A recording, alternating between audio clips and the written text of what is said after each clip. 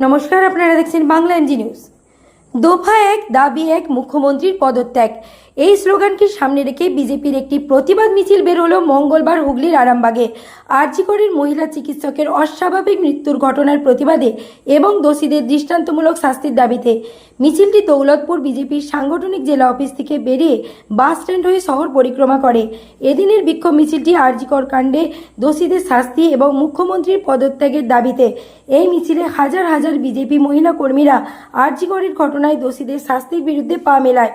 ছিলেন আরামবাগ সাংগঠনিক জেলার সভাপতি তথা পুরসুরার বিধায়ক বিমান ঘোষ, মহিলা মোর্চার সভানেত্রী স্মৃতিকোনা মেদ্দা, বিজেপি নেত্রী দোলন দাস, পর্ণা আদক, যুব মোর্চার সভাপতি উপাসক দে, সহ সভাপতি হেমন্ত বাগ সহ অন্যান্য নেতা নেত্রীরা। হুগলির আরামবাগ থেকে গৌরাঙ্গ পট্টনায়কের রিপোর্ট, বাংলা এমজি নিউজ।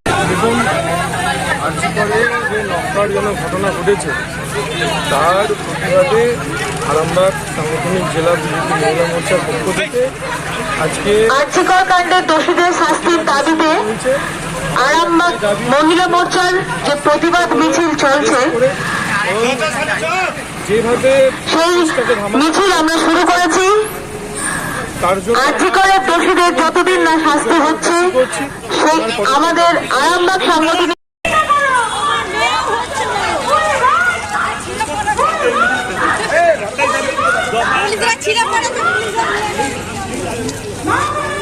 আবার এই চিন্তা করো।